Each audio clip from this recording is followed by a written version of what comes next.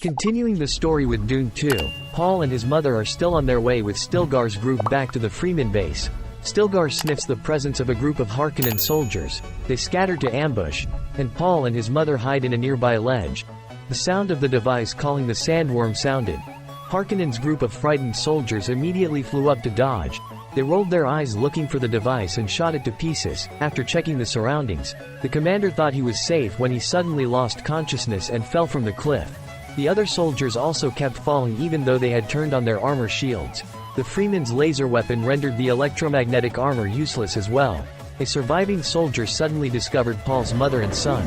Paul immediately rushed up to grab the sword of a dead soldier and fought him. Thanks to his skill, Paul quickly defeated the soldier after only a few sword lines. There was a soldier above who was about to shoot Paul, but fortunately his mother appeared in time to use a rock to tackle him. Together they gathered the necessary weapons and supplies of the Harkonnen soldiers, even the water in their bodies. After they called the sandworm and swallowed the soldiers, the mother and son were safe and the group returned to the Fremen's base.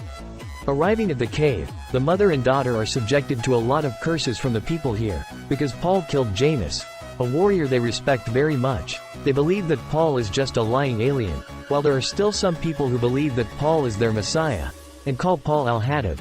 While Stilgar was still struggling to get the council to let Paul stay, the elders insisted on throwing the two Gentiles out of the desert.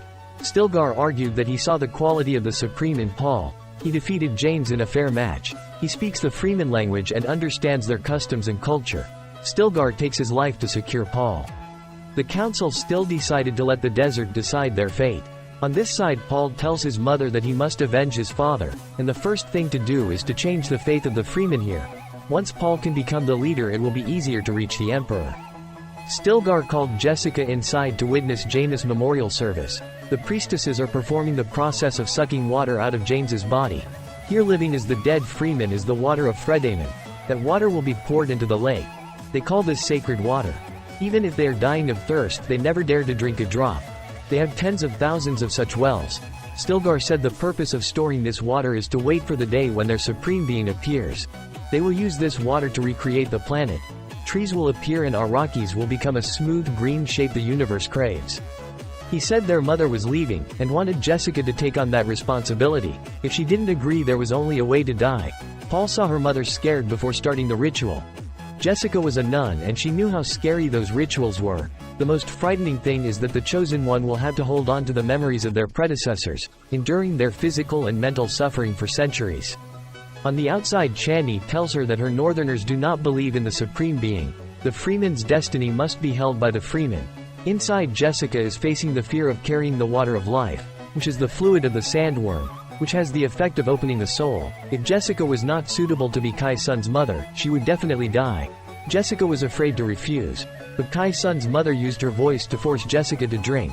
After drinking that water, her body was in severe pain. And then she fainted. That water was creeping into every cell of her body. In an instant her eyes turned blue, characteristic of the Fremen. The war of words between the North and South ensues again. Stilgar is trying to explain that Jessica is really the mother of the Most High when she drank that water and is still alive. And Chani thinks that there is no supreme being who can bring freedom to the Fremen but the Fremen themselves. Paul shouted for everyone to stop, saying that his mother was alive because she had the ability to metabolize all poisons, an ability that only nuns can do.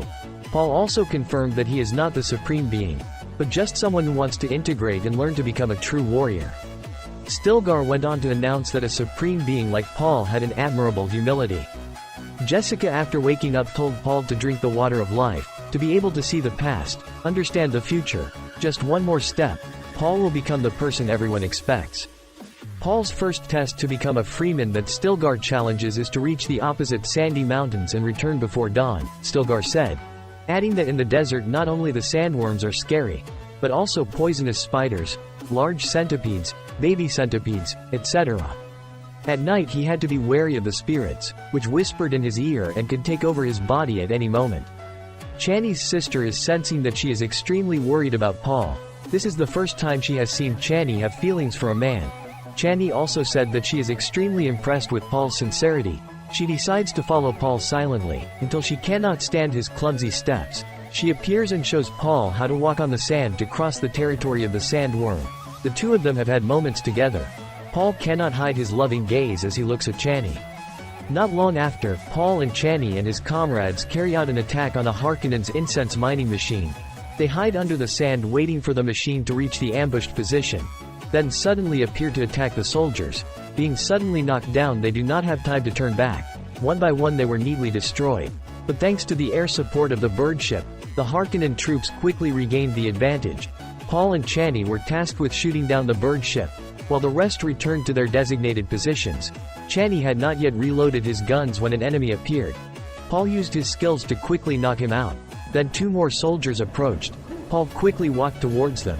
He alone only fought and took down one, then skewered and finished him off with a knife. The other rushed to attack Chani. Chani returned to give the soldiers a shot that flew directly at the ship. Then they continued to load and shoot at the bird ship. But the bird ship had a very strong magnetic field armor that the bullet could not penetrate. Paul understood that the magnetic field armor of the bird ship only weakened when the ship attacked. Paul immediately used his body to distract. He skillfully dodged the bullets. Then Chani aimed accurately at a shot that caused the bird ship to explode. There was no support from the air. The Fremen quickly shot down with a laser gun to blow up that huge factory. Paul's first mission was a success. They celebrated together in the tent. Chani was curious why Paul knew Harkonnen's equipment so well. He said that the Freedens had only fought Harkonnen a few decades ago. His Atreides had fought them for thousands of years. These skills were taught by his father and teachers. Paul said that these skills, combined with the ability to survive in the desert of the Fremen, would soon defeat them. He would fight with them all until the Fremen were free. Everyone praised Paul's enthusiasm. At this time, almost everyone recognized him as a warrior among them and also believed that he was the Messiah. They even came up with a nickname for him. From here on, Paul will be known as Usul, as an Al-Haddab. The next day, Paul and Chani sat on the sand fort. She showed Paul that the best view in Arrakis is when the sun is low. The sunlight will shine on the incense, making it sparkle like stars. She also heard that Paul's Caladan Onion is a beautiful place. There was water falling from the sky. The fresh air was warm. Especially there were a lot of greenery. Paul recounted the moment he saw Stilgar riding deep in the sand. He wished he could do it. Chani immediately discourages her because she thinks that only Fremen people are capable and allowed to ride deep sand. After all, Paul has the blood of another clan. She says that if Paul wants to really be a Fremen, there is only one way. Then the two give each other a passionate kiss. Under Paul's guidance, the Fremen successively won victories and destroyed many of Harkonnen's incense factories. The Rabban general was extremely worried that, if this situation continued, the Emperor might deprive the clan of control of Arrakis. The Baron also vowed to deal with Rabban if he allowed the situation to happen again.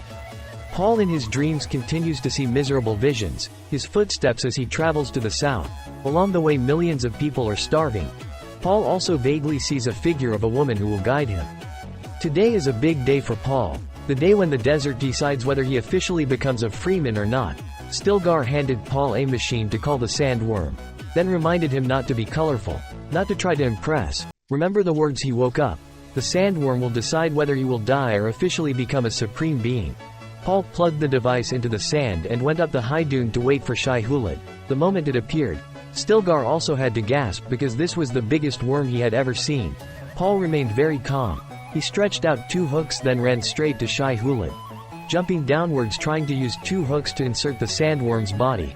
The strong wind from its movement made the sand dust fly. Paul calmly waited for the right opportunity, then turned to deftly insert the hook on top of the sandworm. When the hook was fixed, Paul slowly straightened his legs. He exuded the true appearance of a supreme being. Witnessing this mighty scene, all the Fremen warriors stood up in unison to applaud and chanted the name Al-Haddab Usul. This news very quickly reached the ears of Jessica's mother, who said that this was the largest sandworm ever seen. It appeared when she heard the call of the Supreme Being. She ordered it to be transmitted throughout all the bases in the north. Then she was about to go south. She wanted Paul to go with Paul, but Paul said she wanted to stay here to protect everyone and she was safe.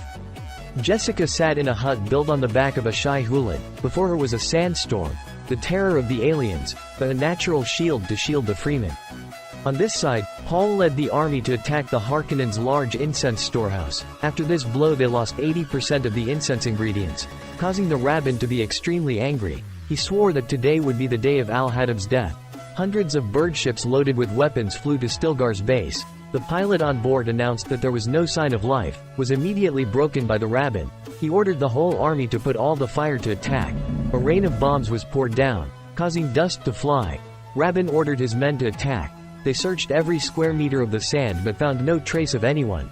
He shouted for al-Haddab to expose. Seconds later, a soldier suddenly lay down after being attacked by a Fremen soldier. The others were extremely confused after watching their comrades fall. They only learned that some invisible force was hiding beneath the great sand. One after another, the soldiers of the Rabban took turns falling. Rabban, who witnessed this scene, also appeared frightened and turned to run away. He succeeded in running onto a bird ship without the life and death of the soldiers behind him. He had not yet finished when a warrior Fremen jumped over. The moment she was about to skewer him to take revenge on a soldier who had promptly shot her down, causing her to fall to the ground. Rabban successfully escapes. Al-Haddab's fame reached the ears of the emperor, but he was not Paul himself. The emperor wanted to immediately deal with al-Haddab, but this idea was immediately opposed by the princess, who said that al-Haddab was a religious figure, so he should never use force to suppress. Don't belittle the faith of the Fremen. She lets Harkonnen and Fremen fight, then the emperor will appear as a savior. When she left, she asked Kai Sun's mother about al-Haddab. She knew that this person was Paul. Kai Sun's mother heard this and turned to scold the princess. She demanded that no one know about this. If it is revealed that the emperor is behind this war, the great families will rise up in rebellion. The emperor's throne will be shaken. She also said that Paul is not the only candidate for the position of supreme being. She still had another card in her hand, although he was a little crazy, but if he knew how to control his power, the whole universe would have to submit to her. That madman was Fade, the nephew of Baron Harkonnen. He was an extremely brutal person. He tried his knife by slitting the throat of a maid, then skewered several shots repeatedly at another maid. Today was his birthday. The same day he assumed the rank of brigadier. Baron Harkonnen did not hesitate to hold a grand ceremony for his nephew. According to media, Fade would have to fight the prisoners of Atreides, but this time the Baron was determined not to inject one of the veteran prisoners. He wanted to see what his nephew could do. After neatly handling the two injected people, he walked over to the prisoner. Some of his sword blades could not do anything to the old man. He even almost skewered his neck. Fortunately, his magnetic field armor was too strong to be punctured. Fade also confidently removed his armor, fighting fairly with the old man, surrounded by crescent-tipped soldiers waiting in case of any uncertainty for him. He rushed to attack.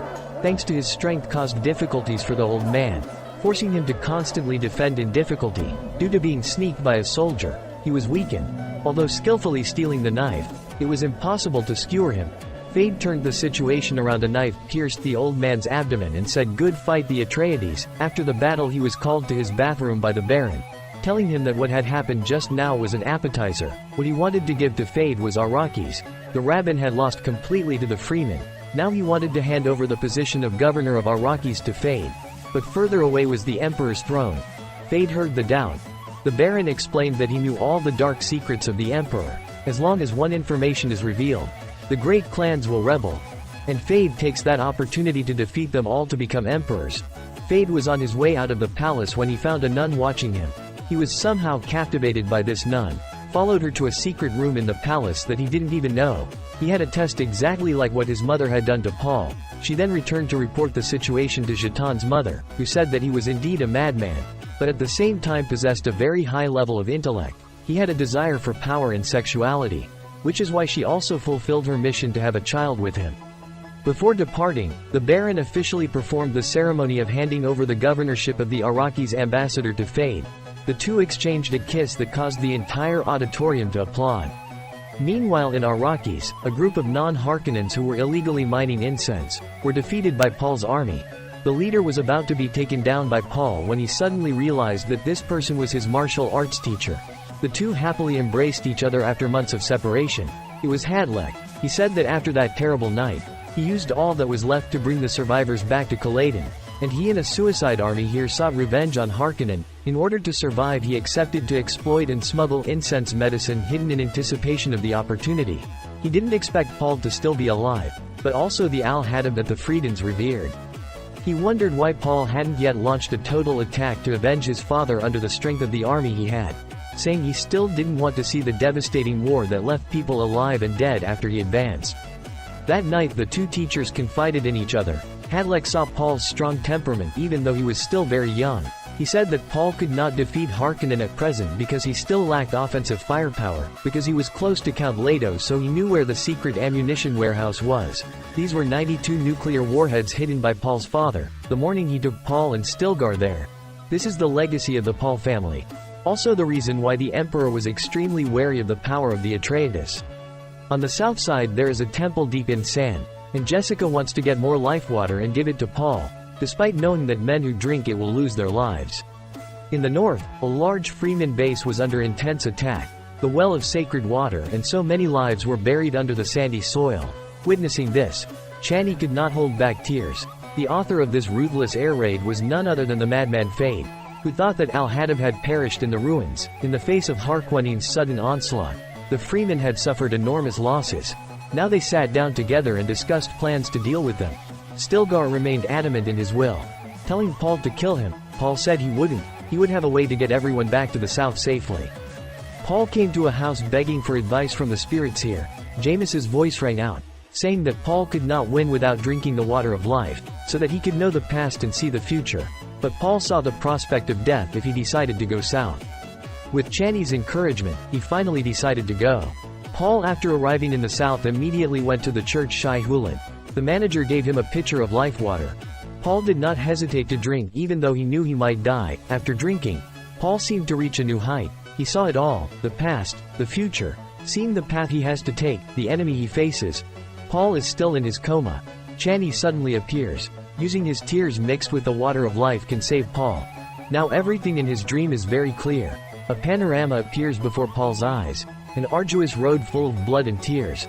But the most unexpected is still the blood of him and his mother. In fact, Jessica is the daughter of Baron Baron.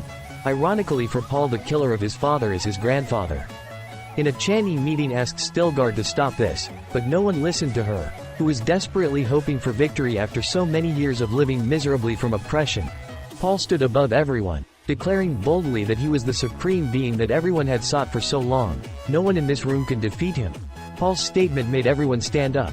Paul calmly pointed at a young general, telling everyone in his inner depths things in the past that only he himself knew. The young general knelt admiringly to call out to the supreme being.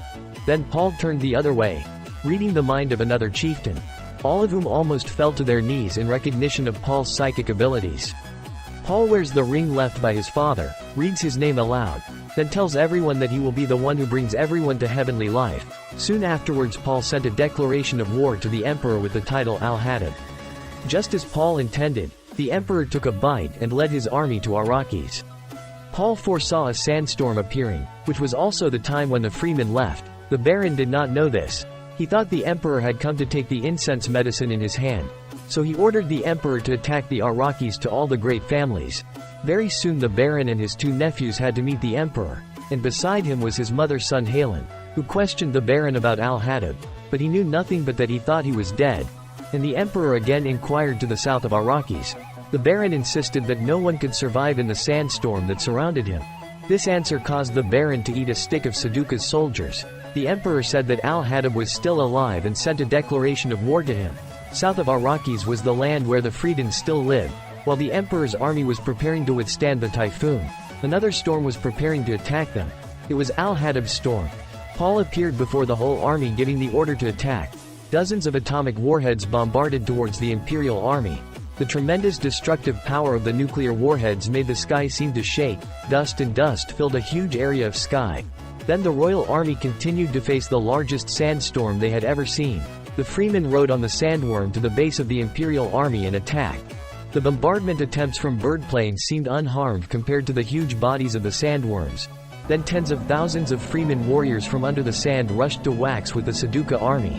The ability to fight in harsh sandstorm conditions seemed to be ingrained in the blood of the Fremen. They easily knocked out each soldier on the side of the Harkonnen and Haduka armies. Inside the cave, the Baron tried to crawl to the throne, but did not crawl very far. Paul went inside. He took a knife and went straight to the Baron. Without saying much, skewer a shot to the neck to avenge his father. The surrounding soldiers also dared to watch. Paul turned to look at the emperor and ordered to take prisoners, completely destroy the royal army and Harkonnen, then dump the Baron's body out into the desert. Hadlek led an army to pursue the fleeing army of Rabban. With his body, he gently knocked down each Harkonnen soldier. then went to the rabbin's place calling out his name, met Hadlek who returned from the dead. He confidently took the knife and rushed to attack him. But he only got the big one. Only 2 or 3 sword lines were skewered by the old guard on the spot. After winning absolutely, the Fremen burned the bodies of Harkonnen and Seduka. As soon as the warships of the great clans appeared, Paul asked to bring the prisoners before him. Paul even told Chani that he would love her as long as he breathed. The emperor thought that the great clans had come here to protect him, but he did not know that they had come only to fight for the throne. Paul ordered the announcement that if they dared to attack, the nuclear warheads would destroy all the medicinal herbs on this planet. The emperor kept insulting Paul for being just a kid with an unclean nose. Paul slowly approached him and said he was lucky to keep his head until now. Paul said that he would marry the princess and then join her in ruling the empire. The emperor knew that he was in a weak position, so he used words to provoke the general. He said that Paul's father was a weak man, could not stand the words for his father. Paul asked the emperor to pick up his sword or find someone to fight in his place. The winner would be the leader. Fade also spoke up at this time. He wanted to replace the emperor to have a fair match with Paul. The two who were supposed to be candidates for the position of supreme also had a great battle.